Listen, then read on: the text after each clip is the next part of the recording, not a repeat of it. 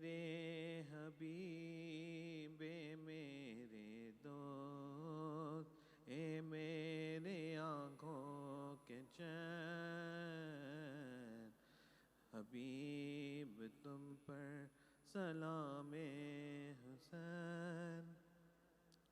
रजब में मदीने से निकला था मैं मोहब्बत जिससे वो चर छोड़ कर मैं सहता रहा साखियाए हबीब रसूले खुदा का शहर छोड़ कर चले आओ करबो बला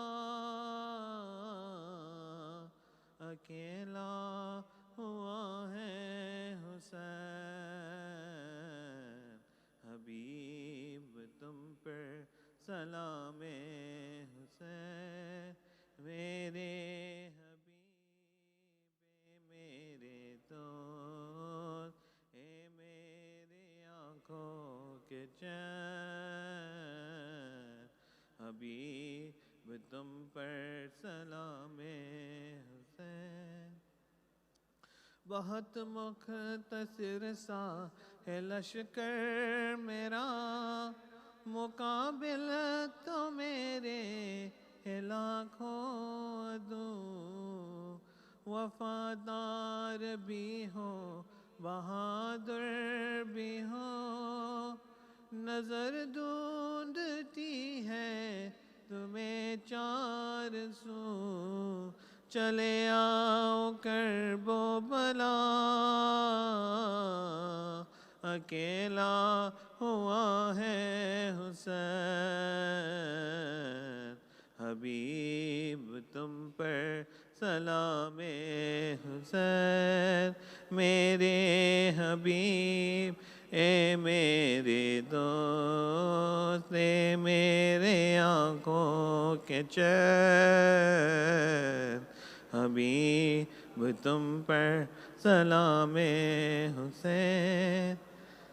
मेरे खून के प्यास है ये अहले सर मेरे कात्ल की है ये तैयारियाँ लाइनों की तेगे भी है मुंतज़िर तुम्हारी ज़रूरत है मुझको यहाँ चले आओ करबो बला अकेला हुआ है हुसैन हबीब तुम पर सलाम हुसैन। मेरे हबीब मेरे दोस्त ए मेरे आँखों के चैन हबीब तुम पर सलाम Hussain.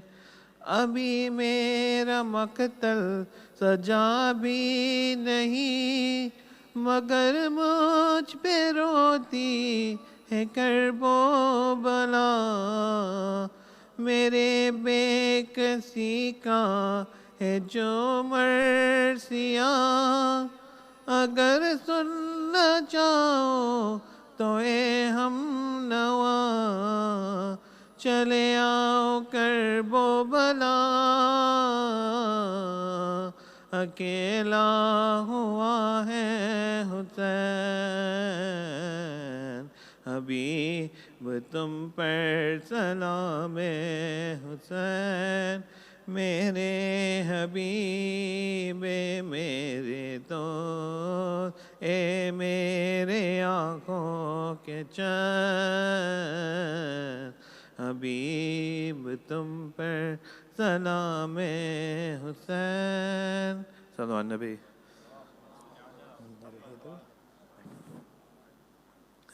لبيك يا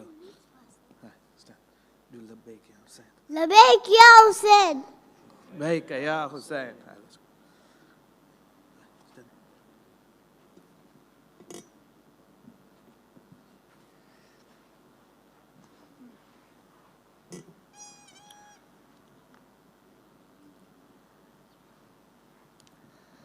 Muhammad wa ali Muhammad salawat.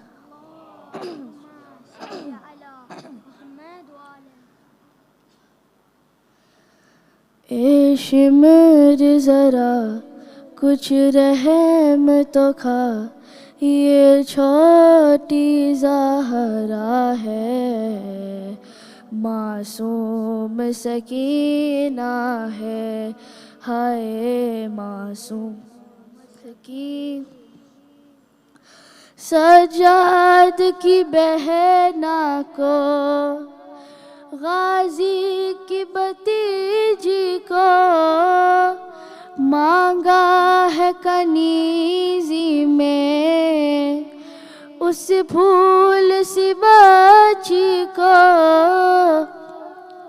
उस फूल सी बच्ची को, शहने अपने सजदों में जिसे अल्लाह से मांगा है, मासूम सकीना है, हाय मासूम सकीना।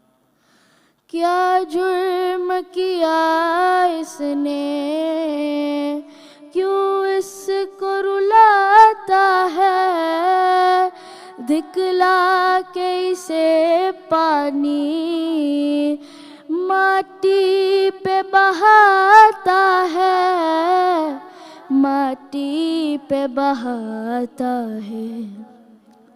क्या तेरी कोई औलाद नहीं, क्यों जुल्म ये ढाता है, मासूम सकीना है, हाय मासूम सकीना। रोने न दिया इसको बाबा के लाश पर, है नील तमाचों के मासूम के चेहरे पर, मासूम के चेहरे पर। अल्लाह जाने ये इस पे सितम किस बार का बदला है, मासूम सकीना है, हाय मासूम सकीना है। एक रात सरे जिंदान शबीर का सर आया, सर लेकर गोदी में बच्ची ने किया नोहा, बच्ची ने किया नोहा। आंखें खोलो बाबा देखो, ये कौन ज़ईफ़ा है, मासूम सकीना है, हाय मासूम सकीना। ना मार इसे नाज़ों से इसे शबीर ने पाला है, मासूम सकीना है, हाय मासूम सकीना है।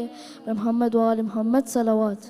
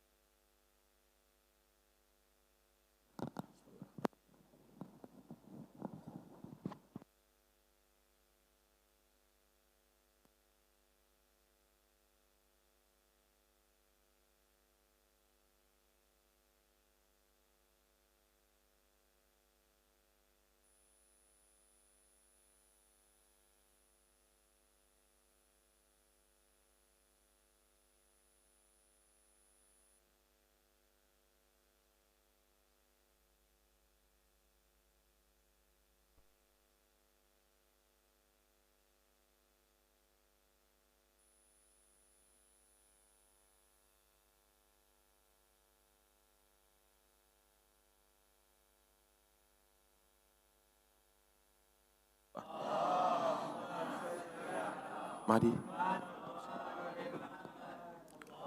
Allahumma salli ala.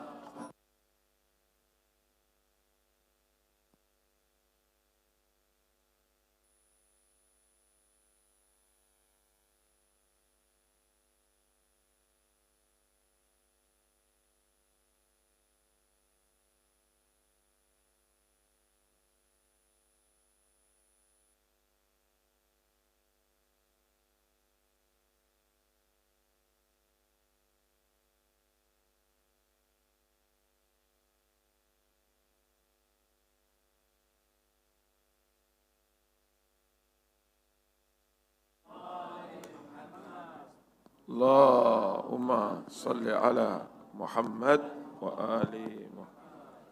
الفاتحة. بسم الله الرحمن الرحيم. الحمد لله إياك نعبد وإياك نستعين اهدنا الصراط المستقيم صراط الذين أنعمت عليهم غير المغضوب عليهم ولا الضالين.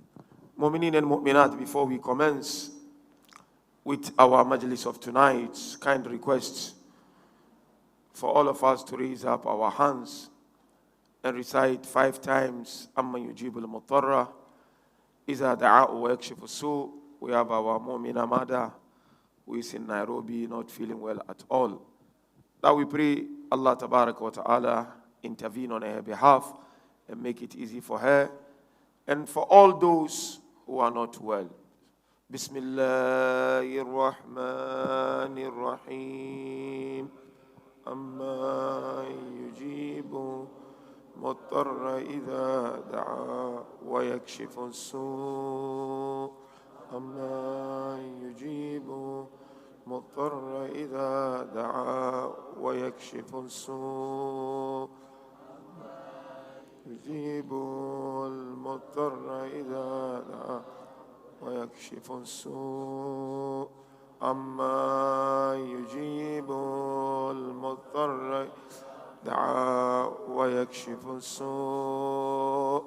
أما يجيب مضطر إذا دعا ويكشف السوء. صلوات. اللهم صل على محمد وآل محمد. صلى الله وسلم عليك يا رسول الله وعلى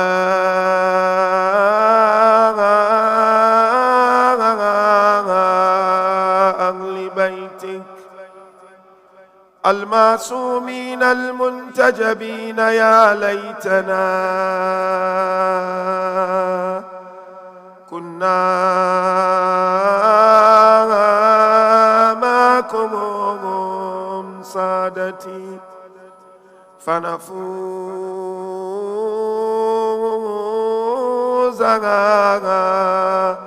فوزا عظيما. السلام عليك يا أبا عبد الله. السلام عليك يا ابن رسول الله. السلام عليك يا ابن أمير المؤمنين. السلام عليك يا ابن فاطمة المظلومة. ما خاب من تمسك بكم وأمن من لجأ إليكم. يا ليتنا كنا معكم سادتي فنفوز فوزا عظيما. أعوذ بالله من الشيطان اللعين الرجيم. بسم الله الرحمن الرحيم. والذين يقولون ربنا هب لنا من أزواجنا وذرياتنا قرة أعين واجعلنا للمتقين إماما. آمنا بالله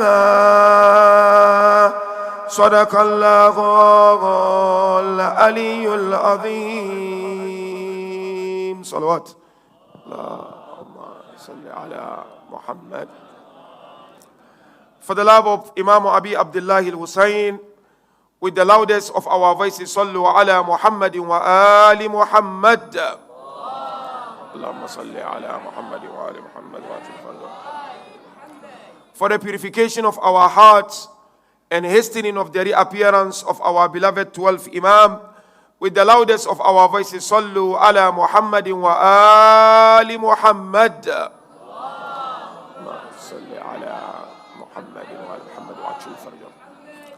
Once again, my dear brothers and sisters, lovers and the followers of Ahlul Bayt, we thank Almighty Allah for gracing us with this wonderful night, the 4th night of the holy month of Muharram. And we pray that Allah Tabaraka wa Ta'ala accept our humble efforts in this holy month of Muharram and grant us more opportunities to visit Sayyidu Shuhada alayhi salam in the holy land of Karbala. Last night, we discussed ways and means of uncovering creativity within our communities. And I encourage myself and my dear brothers and sisters, most especially parents amongst us, to try as much as we can to uncover the creativity of our sons and daughters so that we are able to serve them properly with the sole aim of preparing them to become the true ambassadors of the Imam of our time. The verse I've just quoted from the glorious Quran, I have no doubt this verse is known, if not to all of us, but to most of us here. It's Quran 25, Surah Al-Furqan, verse number 74. This verse is within verses outlining some of the characteristics and the features of the true servants of Allah. So it's in a form of dua. وَالَّذِينَ يَقُولُونَ رَبَّنَا هَبْ لَنَا مِنْ أَزْوَاجِنَا. Amongst the characteristics of the true servant of Allah, they say, "O our Lord, grant us from our wives or spouses and offsprings or children comfort to our eyes." Then towards the end they make dua, وَجَعَلْنَا لِلْمُتَّقِينَ إِمَامًا. Ya Allah, make us not just believers or the pious ones, but those in the forefront of the believers and the pious ones. Now, departing from this beautiful verse, our topic of tonight is to look at raising children of different ages, nurturing growth and instilling values. Very important discussion tonight. Examination will be of the following 3 stages. The first stage, we'll look at the difference between caring, teaching, and nurturing. Ri'ayah, ta'lim, and tarbiyah. So I'm taking my time to spell out this because I want you to appreciate it. Caring, teaching, nurturing. That will be our first stage of the examination. Second stage of the examination, we'll look at stages or levels of nurturing from the philosophical perspective and the religious perspective. So when I talk of religion, I'm talking of Islam and the traditions of our beloved Prophet and Ahlul Bayt, salawatullahi wa salamuhu alayhim ajma'in.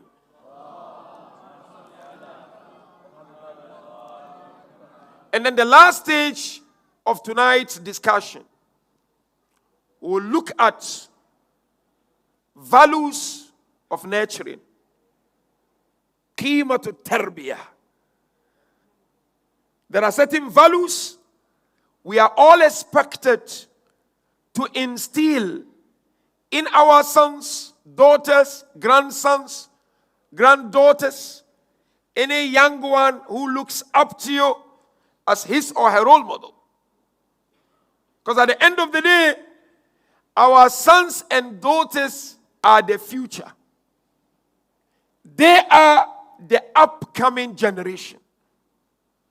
I sitting here, and some of us sitting here, we're only trying to enhance our iman and our faith. But the future is for these young ones. Future belongs to them. Yes, life is in the hand of Allah Tabaraka wa Ta'ala. But future belongs to them. And hence is of great importance. We pay special attention to the nurturing of our sons and daughters, so that we are not stopped on the day of Qiyamah to be questioned as to why we violate the rights of our sons and daughters. Because Tarbiyah is not something that we should take lightly. Tarbiyah is wajib. Tarbiyah is the right of our sons and daughters. So first stage of our examination, the difference between the three elements I mentioned. The first one is caring, ri'ayah. Or in Urdu you say ri'ayat. Farisi they say ri'ayat. Parents here, one of the things we do towards our sons and daughters is caring. What is caring? Tahayyatu wasa'il al-hayat. Is to provide our sons and daughters means of livelihood. That's it. That's not tarbiyah. Food, shelter, education, send them to the top university, top-notch private school. This is caring. You caring for them. That's not the foremost in the sight of Allah. Apana. But integral part of your duties as fathers and mothers, or as grandfathers and grandmothers, or as elders of our community. So that's caring. That one, most of us do it. Most. I have the money. I send you to the best university in the world. I don't have. I send you to the university I'm able to afford. That's it. I give you the best house to live in. You have the best gadget to use. That's caring. Some of us parents, we think caring is everything. Hence, some of us, we stop at caring. We don't go beyond caring. And I can confidently say, good number of us, we stop at caring. We leave the tarbiyah with madrasa and the community. Whereas it has to begin with I and you, so that madrasa and community are able to complement your effort. Carry. Second terminology is ta'lim. Kindly understand it as parents. So you go home, you reflect on this. What is ta'lim?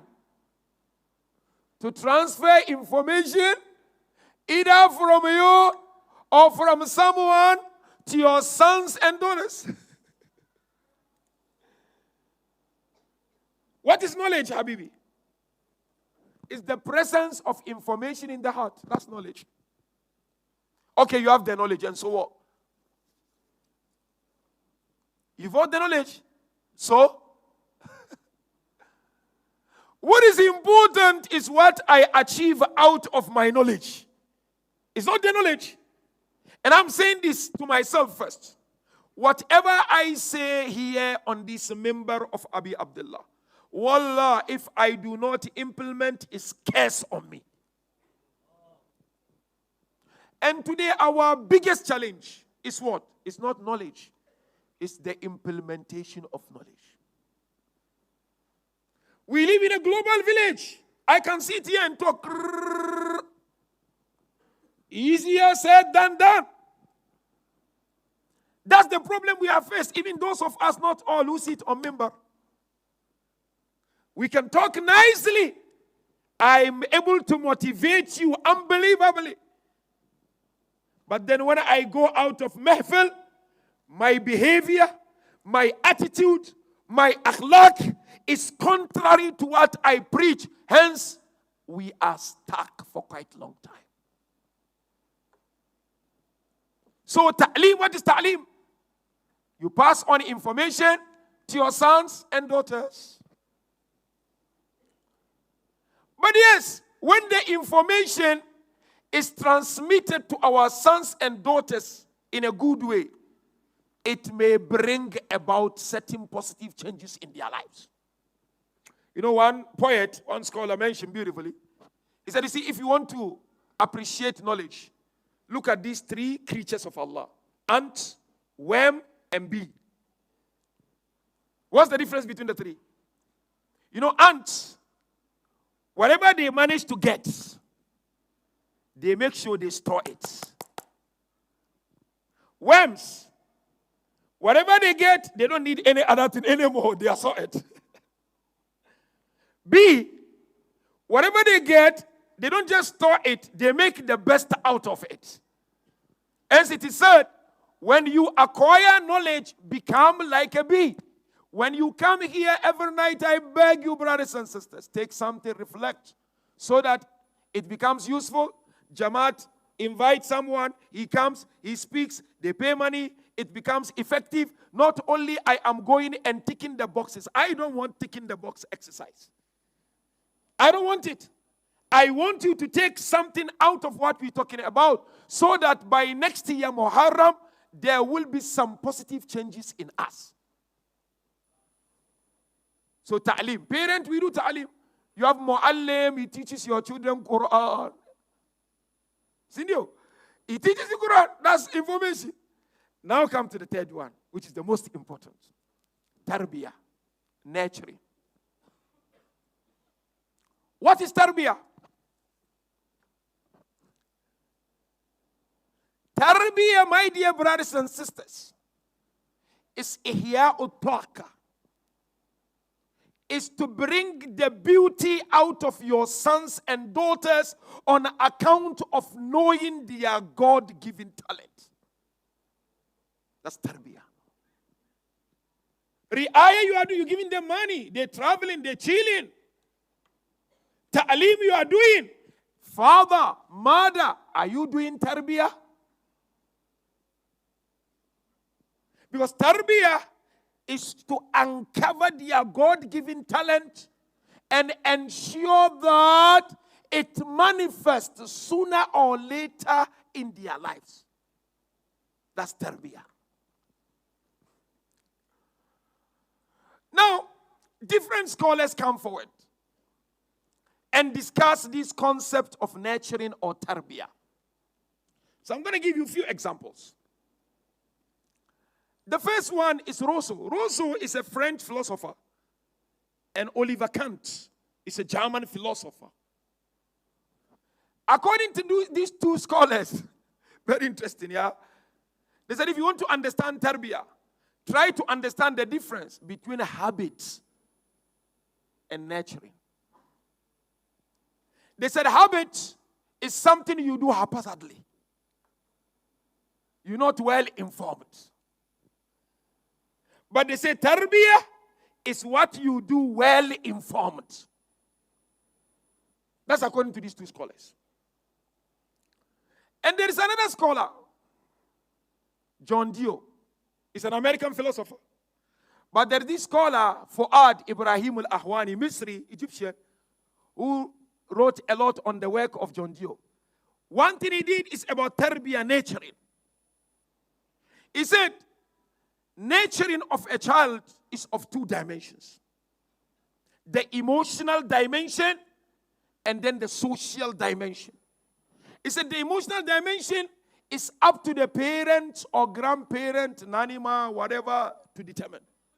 He said how? They said every child, as I mentioned before, is unique. Sometimes you find in same family, siblings, this one is too reserved.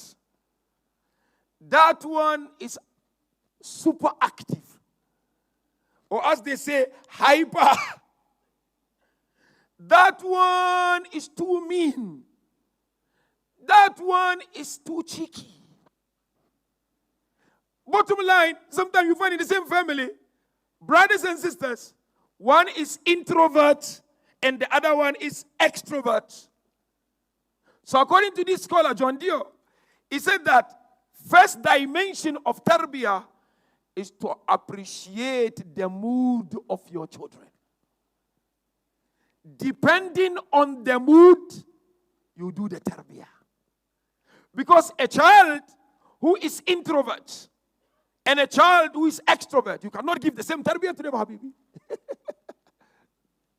If you've studied psychology, you'll understand what I'm talking about. Because the need of a child who is introvert is completely different from the need of a child who is what? Extrovert. Oh no, a child who is talkative. There are children, mashallah, they can give khutbah. Talkative. And there's a child sort of paranoid, if you like. The type of tarbiyah you should give is completely different. This according to this scholar. And he said the other dimension is a social dimension, whereby regardless of whether your children are doing homeschooling, whatever, they need to go out either in sports or whatever to socialize and learn. Now come to Islam. I beg you, look at what Islam says. As to the meaning of Tarbiyah. As per the traditions of our beloved Prophet and Ahlul Bayt, Tarbiyah is to develop God's conscious child. Today it's easy for me to say, no, I know myself. I believe in myself. It's true, you have to believe in yourself. I agree. But if you believe in yourself and it's contrary to the teachings of Allah, then you have lost it. You've lost it. Tarbiyah, my dear brother and my dear sister, in Islam is for a father and mother or a leader of a community to be able to develop God's conscious child. That is why our beloved Prophet taught us, Al-waladu salih rayhanatun min rayahin al-jannah wa rayhanataya min ad-dunya al-hasani wal-husayn. Subhanallah. Very powerful tradition. Prophet said, a good child is what? Is one of the bundles of heaven. And my bundles of this world are Hassan and Hussein. You see, it's easy to have a child, but it's not easy to have a child with good tarbiyah. It's not easy. You know one narration, what he says? Fathers, you love this, or mothers, especially those who have worked very hard, not only giving money and highly education, but they are doing tarbiyah. Min sa'adatil mar'i an yakuna lahu waladun salih. He said the first sign of success in the life of every individual, Muslim individual I'm talking about here, is to have a God's conscious child. Yes, we have dunyawi success, we have ukhrawi success. Islam regards whatever success you achieve in this world as a relative success. The true and real success is whatever you achieve in your life to lead you to Allah. So you want to regard yourself as a father who is successful, not just because your daughter or your son is PhD holder. That's so solid. We need it. I mentioned it last night. Not that your son sit on the member and talk. Sometimes I may sit on the member and I'm not pious because it's easy to talk. Don't get excited when somebody sits on member and talk. You have to match words with action. Because when I sit here, it's hujjah against me on the day of Qiyamah. Allah will question me of every word I'm saying, whether I mean it or not. It's not about me being excited, no. So the success of a person is when that person is able to build and develop God's conscious job. Now you know why Tarbiyah is important, my dear brothers and sisters. It's because when you examine your life, every individual, you realize that our existence is made up of two dimensions. Physical dimension and spiritual dimension. Spiritual, don't take it on a face value. And please, fathers and mothers, pay attention to this. What is physical dimension of my life? The number of years you spend in this world. 50, 100, so what? 100 years? Okay, fine. Then what? You will die one day, isn't it? That's physical existence. The most important part of our existence is what they call recognized existence. Your wealth is a recognized existence. Your knowledge is a recognized existence. But the highest form of recognized existence is to leave behind a pious child. Imam Zain Abdul mentioned, it's your extension. And having a pious child, my dear brothers and sisters, has so much benefit in dunya and akhirah. You know, one benefit is what? Parents love this. When you have a child who is not baligh, every ibadah that child undertakes, the reward goes all to the parent. When your child makes salah, you get the reward. Whatever the child does, Quran, whatever, because it's not baligh, it's not mature, you get the reward. That's one benefit. There is also a benefit in barzakh. The moment you go to barzakh, for example, and you leave behind a good child. Give an example. During the time of Prophet Isa alayhi salam, there was this gentleman, youth, who lost his father. So one day he decided to visit the father, where the father was buried.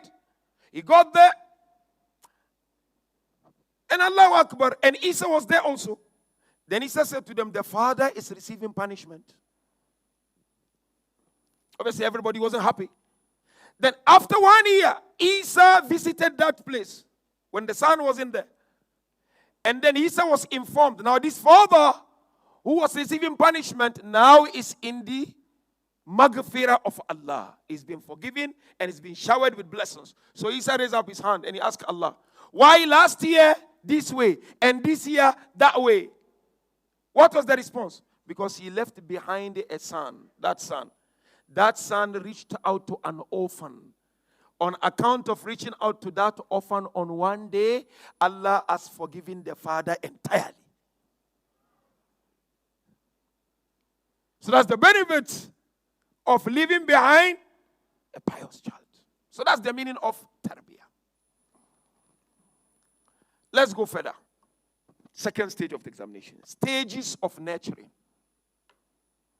Levels of Tarbiyah. First, as I said, I will share with you a philosophical dimension to this. By a philosopher, John Yabaji. He said, nurturing of a child is of 4 important stages. Kindly pay attention to these stages. I found it fascinating. It's a first stage, it's a stage of movement. He said that's only first 3 years. First 3 years, they call it tafkirul haraki. The child moves. The child learns to stand, learns to sit, learns to crawl. So first 3 stage, or first 3 years, parents are expected to pay attention to the movement of a child according to this scholar. Second stage, he call it at-tafkirul ramzi. He said it's a stage where a child learns to understand the meanings of symbols. Any symbol from which year? From year 4 to year 7. He said at this stage, the child, when he sees something written, the child tries to reflect and read. So parents, you need to pay special attention to show them it means this, it means that, it means... Some parents, they don't care. And by so doing, we are undermining the child and we are killing the confidence of the child and the creativity of the child. Baba, Tarbiyah is more harder than working to bring money home. It's the hardest thing, I tell you, my dear brothers and sisters. Baba, you want to leave behind a child more or less like Ali Yunil Akbar. You want to leave a child, of course, Ali Yunil Akbar is extra large, but you want to leave a child more or less like what? Wahab, how he grew up. So, money is difficult to come by. Education is difficult to come by. But Tarbiyah is even more harder. There are men out there, their job is just to bring money. They have no clue as to how their children are growing. Only when they get old, they tend to chew their fingers. Had I know. And it is said, had I know is always at last. So from 4 to 7, the child learns the meanings of symbols. Then you go to the next one, which they call at-tafkir al-ghayri, the third stage, whereby now the child learns to build a relationship, to adapt in a community. According to this philosopher, it is from 8 to 12. So if you have a son and a daughter, they are in this range, wallah, work on their social relationships. So it needs your time. You cannot be traveling all over the world. You need to be home sometimes. You need to instill those values in them. You need to monitor their mood. According to their mood, you instill the values. Sometimes they become moody. Don't do anything. Relax, chill. Sometimes, no, they want to take more. Give them more. You have to monitor. Parents, you need to be smart. And you need to be steps ahead of your sons and daughters. Otherwise, you'll not win the game. The last stage is a very powerful stage. They call it at-tafkiru ta'ammuli, intellectual stage. So from 12 up to the time Kabristan calls Abbas. So that time is the time for the intellectual maturity. So according to this scholar, after 12, it is the time now for the intellectual maturity. Now I come to Islam. Let's come to Islam. When it comes to the stages of nurturing upbringing. Because if I don't do upbringing of my children, nurturing, Allah will question me. Wallahi. Sometimes children are not the problem. Parents are the problem. Children are innocent, ma'soom. Plain. Whatever you put in. Baba, I and Imam Ali is better. Imam Ali is extra large. Even dust under the feet of Imam Ali, I cannot even begin journey towards it. But Amir al-Mu'mineen Salamullah alayh sat next to Imam Hassan al-Mujtaba. He looked at his son. Baba, Imam Ali is ma'soom. Hassan al-Mujtaba is ma'soom. What did he say to him? Qalbul hadathi kal ardil khaliya. He said, the heart of a young fellow is like a fertile ground. Whatever you put on, it grows. You know what Imam Ali said? فَبَادَرْتُكَ بِالْأَدَبِ قَبْلَ أَنْ يَقْسُوا قَلْبُكَ وَيَنْشَغِلُ لُبُّكَ. He said, oh Hassan, I, Ali, rushed. I was in haste in instilling values in you before your heart become rusted. Imam Ali. Wallah, Habibi. Imam Ali. But Hassan al-Mujtaba is ma'soom. But Imam Ali said, وَأَنْ يَنْشَغِلَ لُبُّكَ. I was in haste to instill values before your lips become busy with this world.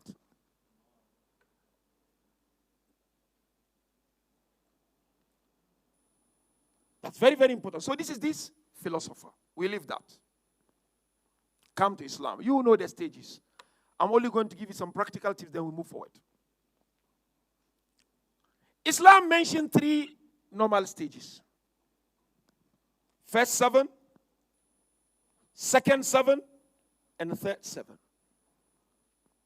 It's a tradition from the Holy Prophet and Amir al-Mu'mineen, salawatullahi wa salamuhu alayhim.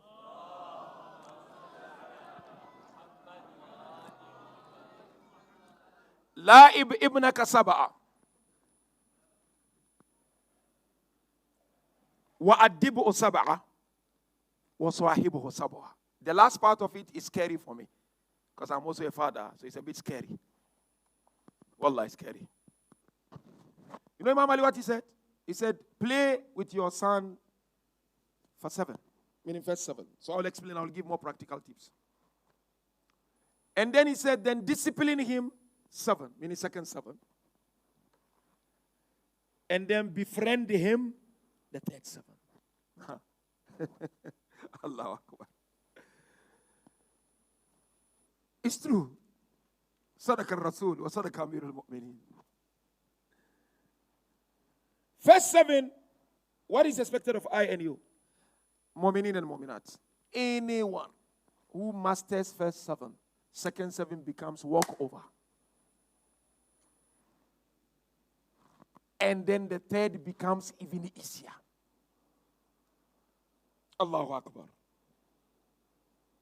But if you don't master the first 7, second and third can be cumbersome, tedious. What do I do in the first 7? Quickly, because you know these things. First 7, number 1, you need to be very emotional with your children. You need to be extremely emotional. Because love comes from emotion. When there is emotion, there is no dryness. Things don't become boring. Why you have to be emotional? That's the first one. Because the child is playful in mind, which is positive. That's why when they go to school, some schools who have understood this, first 7, they make sure the studies are all in a playful way. First 7 is important. And being emotional, I give you a tradition from Imam Ali. Imam Ali and Imam Hassan. You know, there's a beautiful discussion on how Imam Ali alayhi salam raised Imam Hassan. You know what Imam Ali said to Imam Hassan? Salamullah alayhi.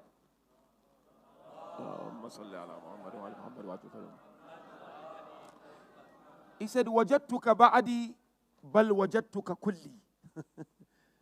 He said, oh Hassan, I found you half of me. He said, no. I found you whole of me, Ali. He said to him, that's emotional relationship. Then he said to him, if anything to affect you, Hassan, rest assured, I will be more affected. He said, oh Hassan, if death is to come to you, rest assured, I, Ali, will be dead also. So those of you, I see a lot of young parents here. First, let them learn, because children of today are smart. IQ is unbelievable. I discussed last night. Play with them, but teach as you play. That's not the only one in the first 7. Second practical tip, you must be extra patient. I know some fathers, we are not patient. We get worked up.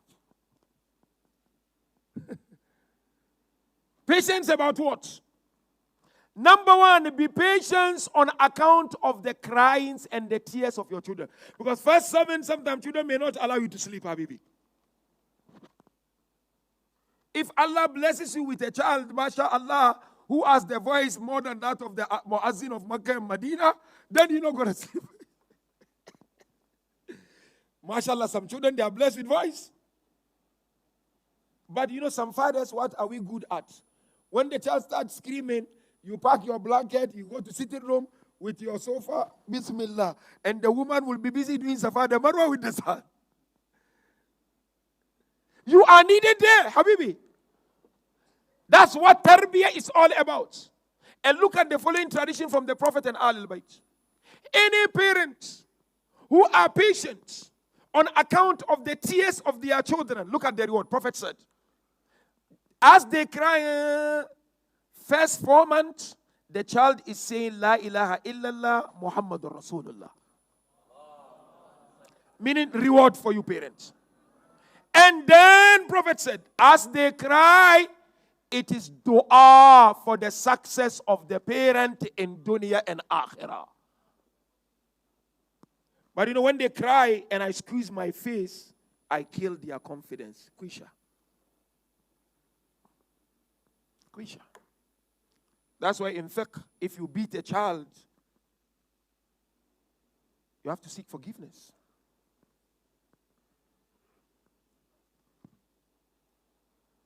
And you beat until red come, kafaro. So patience on their tears. Let's go second patient. Young parent, and we have many experienced parents here. When children get ill, it can be a nightmare. Especially when they are very young infant. Sometimes you can't tell. May Allah bless our mothers. They use this mouth to suck the mucus in the noses of their children. So no wonder Allah says heaven is under the feet of mothers. Because the child is crying. They give paracetamol, it's not working. They don't know where is the problem. But you know what Prophet said? Any parent who is patient on account of the sickness of their children, for every patient is kafara for the sins of the parent. Allahu Akbar. Why kafara?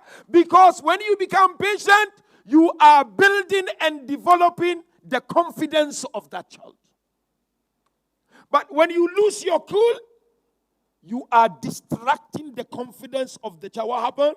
The child will grow fearing you. Then what happened? They go to school, secondary school.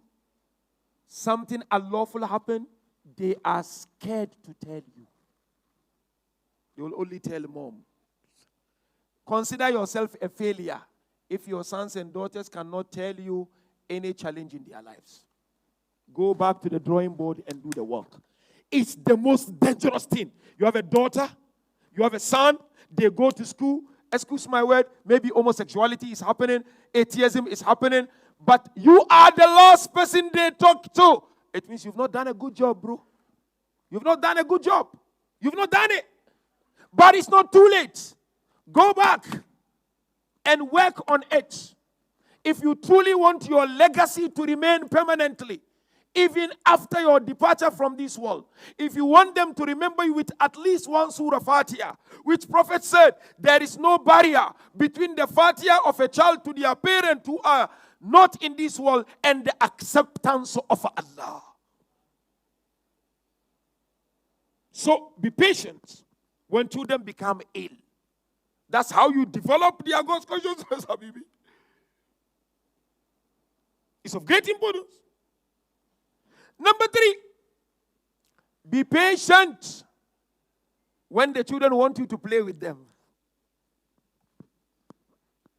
The Prophet said, whoever has a child must also be a child. No, I'm busy work. I'm busy. Shino haza. Shino, konche. Busy what? Chill, man. Make some time.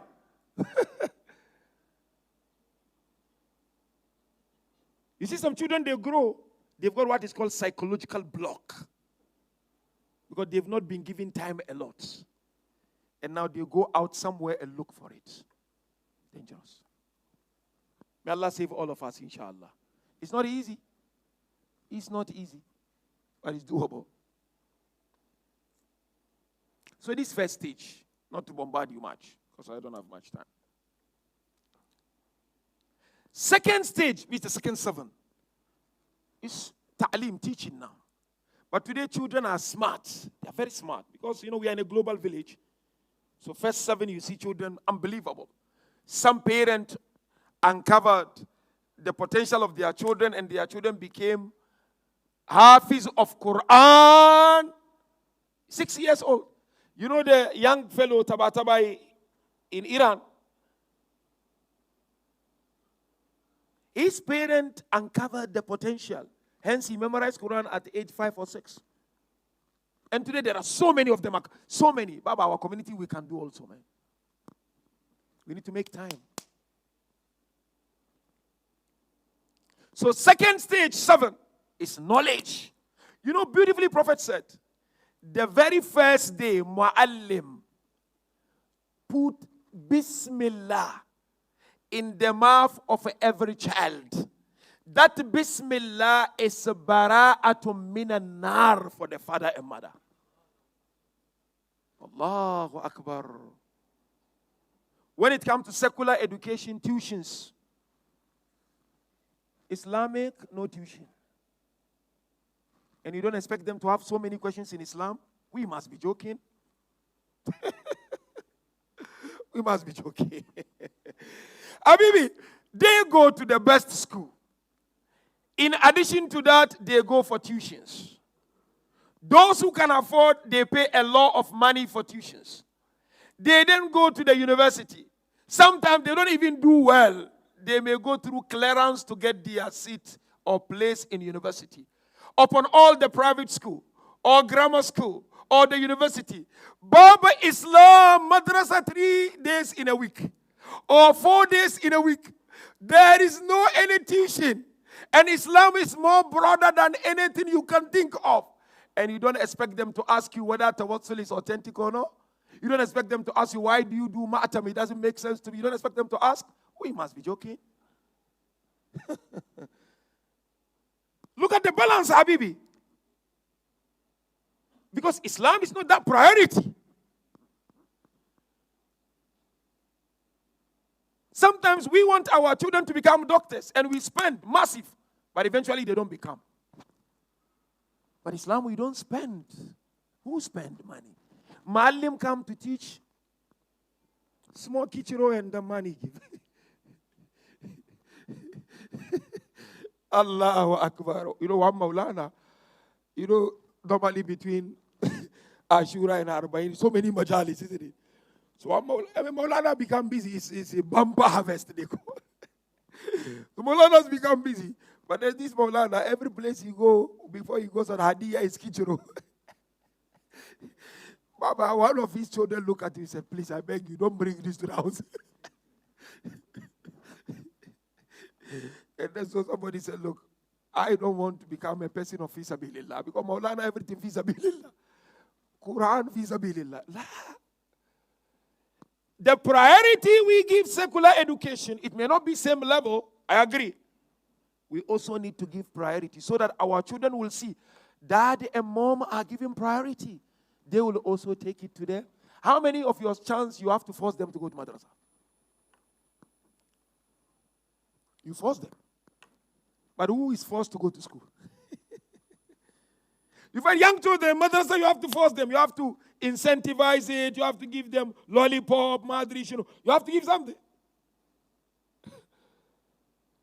So, second stage is ta'lim, teaching.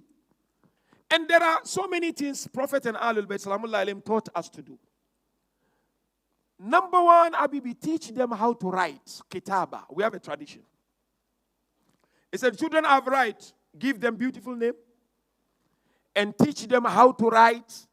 And number 3, when they reach marital age, marry them. The next thing you teach your children is what? Aqidah. Aqidah. Aqidah is important. You have to teach them Allah. You have to teach them prophets. You have to teach them about Ahlul Bayt. Madrasa is not enough. You need to do your work, or you need to do tuition, Quran, Islamic tuition. Tuition not only Quran. You have to do tuition of Islamic learning, Islamic sciences. Then it will help. You know one tradition, you know what Prophet said? He said, woe unto the children of Akhirul Zaman. I just read tradition this afternoon only. So that's Prophet. Are they not believers? Or will they not be believers? Say, no, they are believers, but their parent will fail to teach them fara'id, Allah's obligations. So I need to see it, Habibi. You also need to sit and teach your children. It's of great importance. Now, last stage of the examination. Values of Tarbiyah. You see, my dear brothers and sisters, 2 factors influence upbringing. Nature and nurture.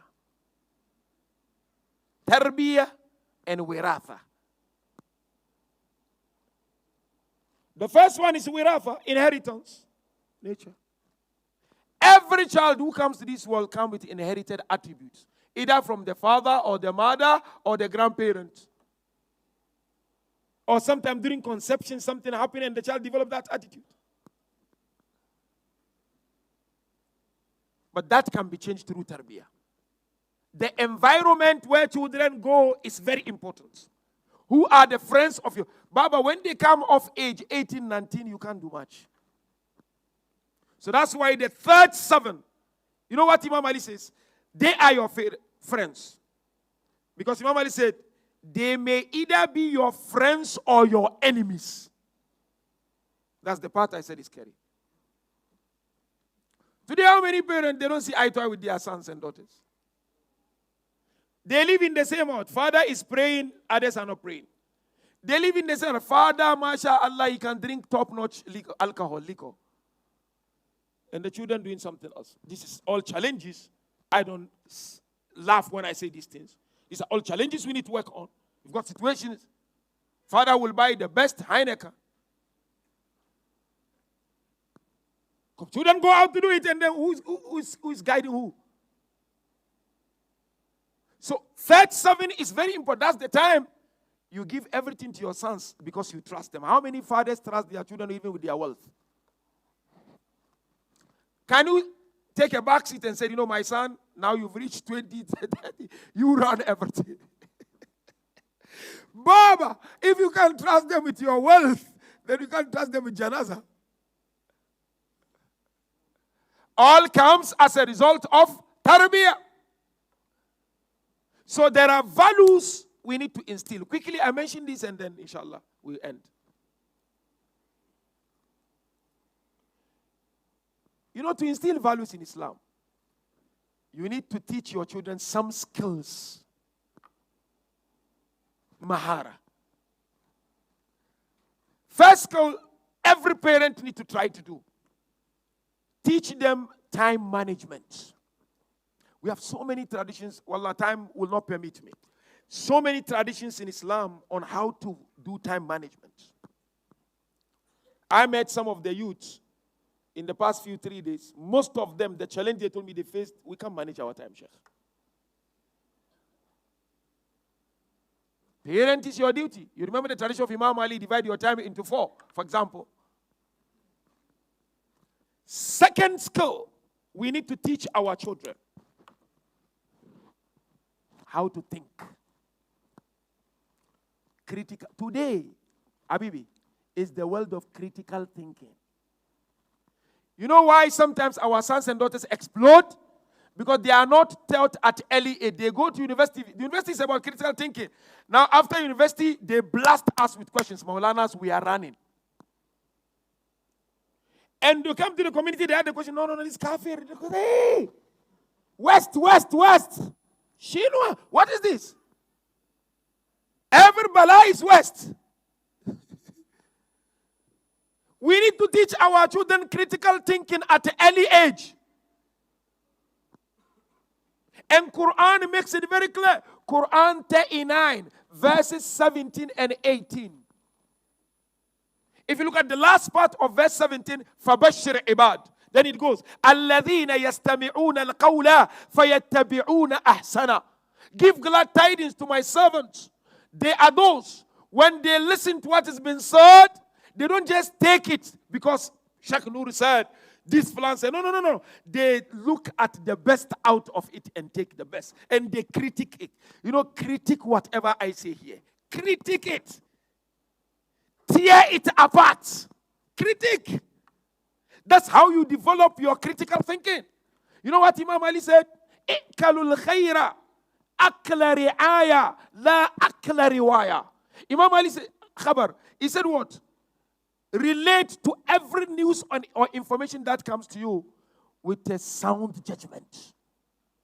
Not just absorbing. So it is the duty of parents to teach their children how to think. Don't spoon feed children. Teach them at early age how to think. When there is something, tell them, what do you think? What do you think? Should you do? What do you do? Teach them. That's second skill. And the last, but certainly not the least skill to teach our children, teach them how to be organized. Teach them organization at an early age in their lives. Then after that, you sorted, you just instill the values. First value, listening to the verses of Quran in the house. Quran. You can't recite, go learn how to recite. You don't know. Make your house a place where now and then there is the sound of Quran. You drive in your car, music. You talking, no, God is Rahman, God is Ghafur. I agree, God is Ghafur, but God is also perfect God. It's not a confused God. So he has his barometers. You live in the UK, for example, or you live in Dar es Salaam, for example. There are laws of the country you have to follow, whether you agree with it or not. But when it comes to Islam, everybody asks a question. It doesn't make. Who said everything in Islam must make sense to you? Who said it? Nobody said everything should make sense.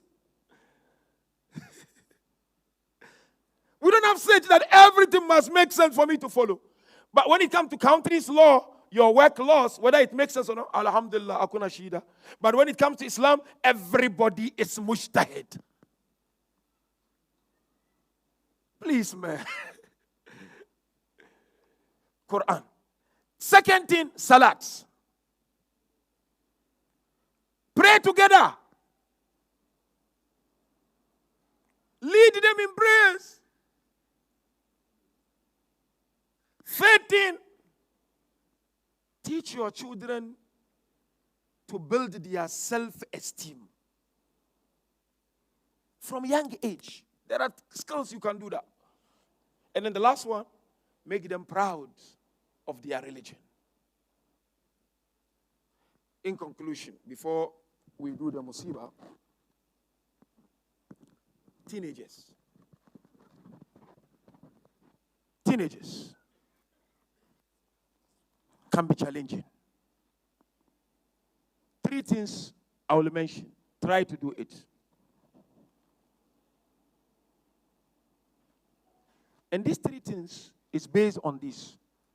You know, we have younger generation and we have older generation. The younger generation, here I'm talking of teenagers, even 30, 25, whatever, and our senior citizens. You know that generation, what's the name they call? Connecting generation. Connecting. Jail ittisal. Older generation is communicating generation. What is connecting generation? Everything is online. What is communicating generation? They meet. Somebody go UK for 50 years. He come, he meet the old man at the, Kemcho, Suche, Tabiyat. It's like they've just established the relationship, but the relationship was established some years ago during the time of Muharram Julius Nyerere. Because it's communicating generation. So this connecting generation, they are very inquisitive. We have to create balance. They will tell you, program is too long. Because their concentration span is less. But the older generation, they want Yasin, Hadith Ukisa, Marjia, tell me, Sadiq Dewji Mullah. More. But they, Sheikh, simple punchline, Sheikh. No. Older generation, they said, you know what? If it is not recited in Urdu, I feel Muharram is 0. Younger generation say, you know what, Sheikh? You just tell me a few things in English, I'm sorry. Older generation, we have this. No. Younger generation will say, you know what? Thursday, why you do always do I come? Do I Tauba do it also? What's wrong? No, older generation, no. Do I come? Who is this chokoro is trying to disturb us? I know I'm taking much of your time, Ramda. Younger generation will say, no, Tauba. Change different dua. Let's do part of it. And older generation say, no.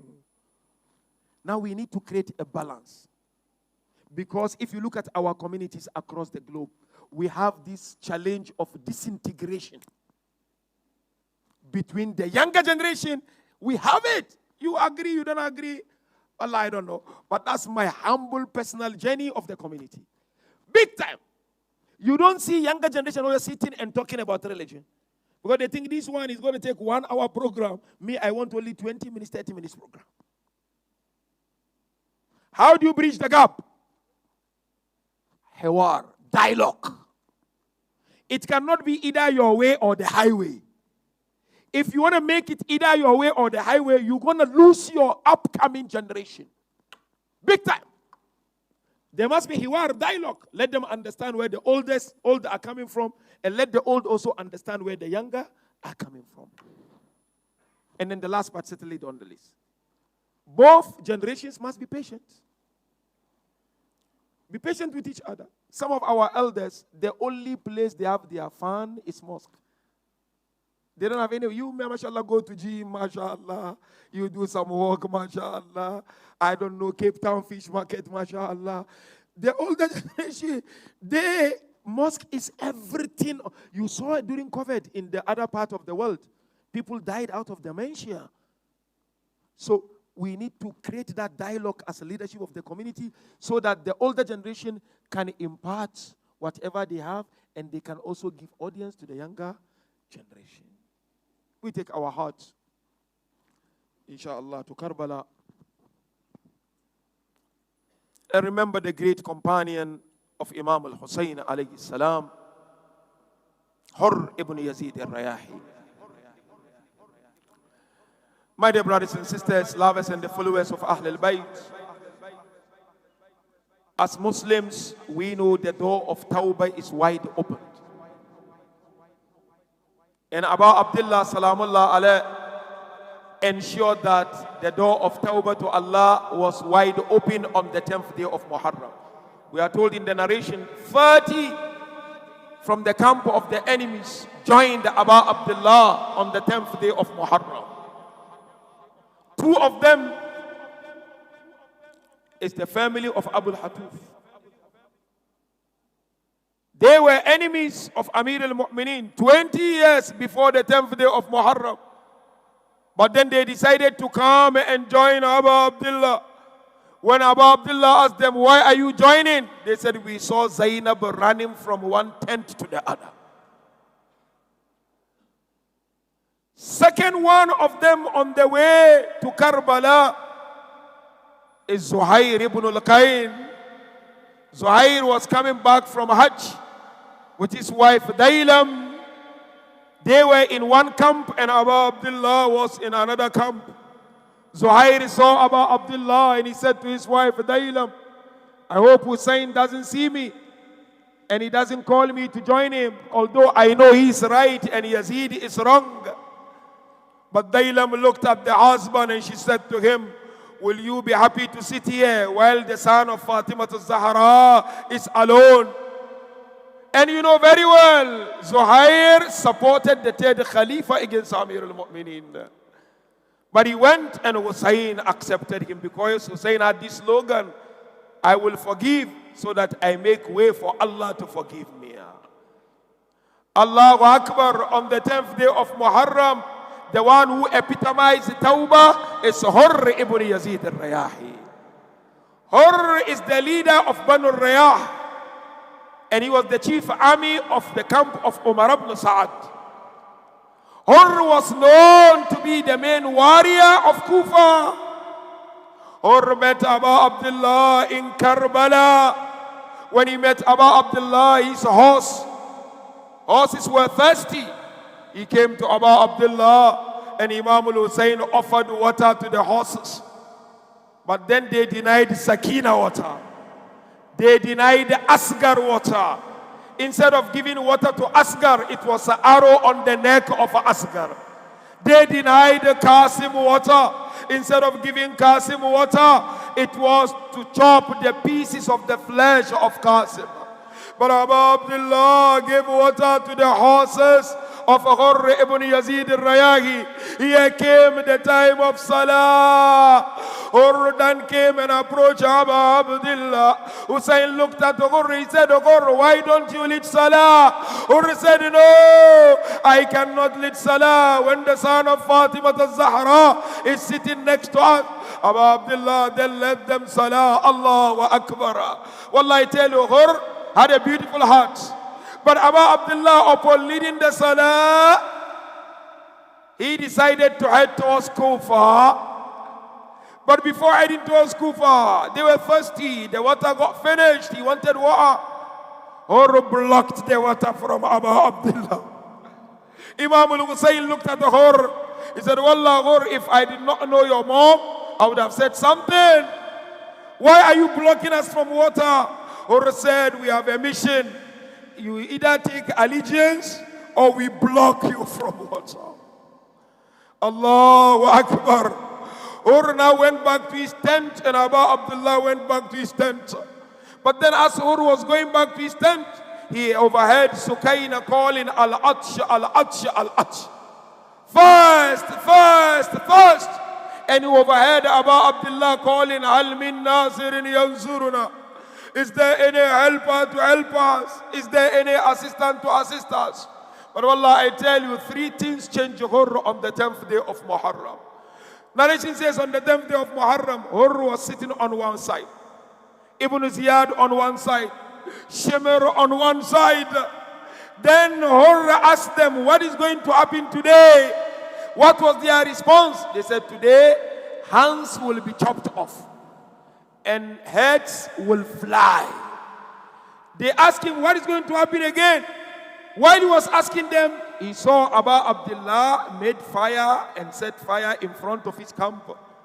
Then Shimr called out, Hussein, are you ready for the fire of hell? That hurt Ghurr so much. Then suddenly Ibn Ziyad called out, oh my soldiers, my horses are thirsty, give them water. Ghurr then said, you deny Sakina water, you deny Asgar water, now you are calling water for your horses? That was that moment Ghurr called his son Ali and his brother Mas'ab and his servant. He said, now come, let's go to Hussein.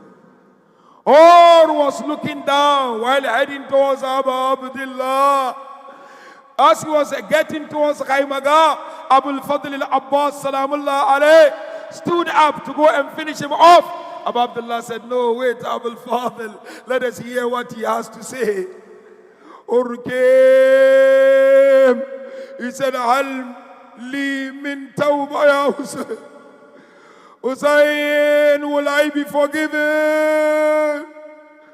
Allahu Akbar. Abu Abdullah said, yes, of course. Allah will forgive you. Then you know what Ghurr said? I blocked you water. I'm ashamed of that. Go please tell Zainab, I made her prisoner. Say to Zainab, I am sorry. But he said, Ya Abu Abdullah, for what I did, let him be the first person to go. Allahu Akbar. Ghurr then went to the battlefield. Whatever happened, happened. They killed Ghurr. But you know very well, Ghurr was killed next to the body of Zuhair ibn al-Qayn. And one person, when he was killed, Hussein looked at the enemies and he said, may Allah raise you on the day of Qiyamah as pigs. Because you know what they did to the body of Zuhair? They mutilated the body. But I leave you with this last line. All the bodies were on the ground. Or Zuhair, Dailam, the wife of Zuhair, she called her servant, take this piece of paper, piece of cloth. Go around those bodies in Karbala. When you come across the body of Zuhair, please cover the body. He took piece of cloth, he went around Karbala, around the bodies. Then he came back holding the piece of cloth. The Imam looked at him, she said, haven't you seen the body of Zuhair? He said, Wallah, I came across the body of Zuhair, but when I made an attempt to cover the body of Zuhair, I then saw the body of Abba Abdullah.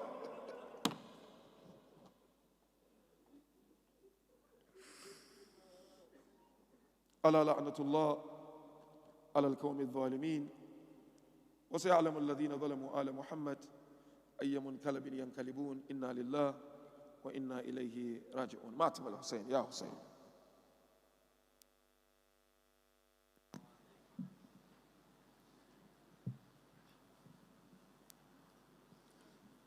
Ya Hussein, Ya Hussein, Ya Hussein, Ya Hussein, Ya Hussein, Ya Hussein, Ya Hussein, Ya Hussein. हश्र में रंग लाएगा खून शहीदा देखना, हश्र में रंग लाएगा खून शहीदा देखना, हश्र में रंग लाएगा खून शहीदा देखना। आएगी जब फातिमा, आएगी जब फातिमा, हाले परेशान देखना, हश्र में रंग लाएगा खून शहीदा देखना, हश्र में रंग लाएगा खून शहीदा देखना। रूबरू बाबा के जब खातून जन्नत आएगी, काली जोली सरवरे कौनैन को दिखलाएगी, बिलिया की तहराएगा, बिलिया की तहराएगा, महशर का मैदान देखना, हश्र में रंग लाएगा खून शहीदा देखना, हश्र में रंग लाएगा खून शहीदा देखना।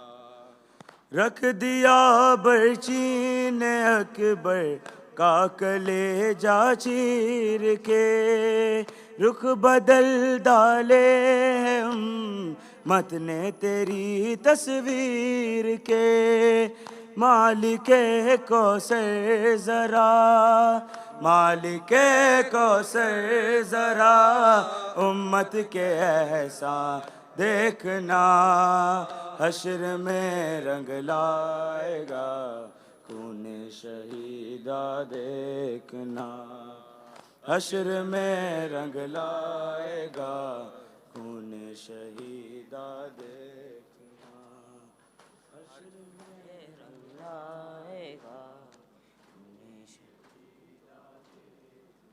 बावफा या अब्बास, बावफा गाजी मेरे, बावफा गाजी मेरे, बावफा या अब्बास, बावफा या अब्बास। सलाम गाजी, सलाम गाजी, वफा का तू है इमाम गाजी, सलाम गाजी, सलाम गाजी, वफा का तू है इमाम गाजी।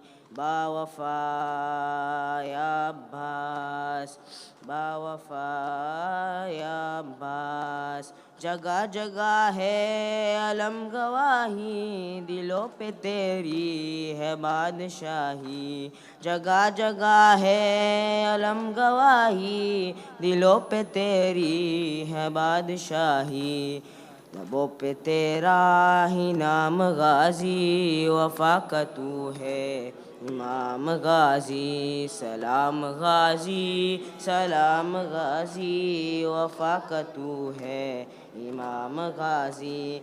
तेरे अलम का है हम पे साया, अलम पे साया है पंजतन का, तेरे अलम का है हम पे साया, अलम पे साया है पंजतन का, बुलंद तेरा मकाम गाजी, वफा का तू है इमाम गाजी, सलाम गाजी, सलाम गाजी, वफा का तू है इमाम गाजी। अलम का जब से हुआ है साया, ज़मीं करबो बला पे मौला, अलम का जब से हुआ है साया, ज़मीं करबो बला पे मौला, तेरा है चलता निज़ाम गाजी, वफा का तू है इमाम गाजी, सलाम गाजी, सलाम गाजी, वफा का तू है इमाम गाजी। तू बावफा है, तू लाफता है, बेआसरू का तू आसरा है, तू बावफा है, तू लाफता है, बेआसरू का तू आसरा है, जहाँ में चर्चा है आम गाजी, वफा का तू है इमाम गाजी, सलाम गाजी, सलाम गाजी, वफा का तू है इमाम गाजी। सूरतुल मुबारकतुल फातिहा।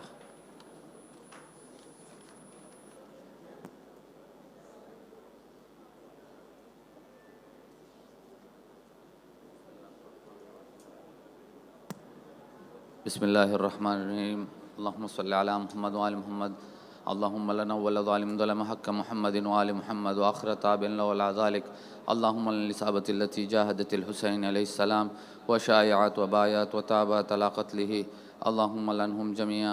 अस्सलामु अलैका या अबा अब्दिल्लाह, अस्सलामु अलैका या इब्न रसूलिल्लाह, अस्सलामु अलैका या इब्न अमीरिल मुअमिनीन व इब्न सय्यिदिल वसीय्यीन, अस्सलामु अलैका या इब्न फ़ातिमत ज़हरा सय्यिदती निसाइल आलमीन, अस्सलामु अलैका या हसनिल मुज्तबा, अस्सलामु अलैका या अबा अब्दिल्लाह व अलल अरवाहिल्लती हल्लत बिफ़नाइक व नख़त बिरहलिक, अलैका मिन्नी सलामुल्लाहि अबदन मा बक़ीत व बक़ियल लैल वन नहार व ला जअलहुल्लाहु आख़िरल अहदि मिन्नी लिज़ियारतिकुम।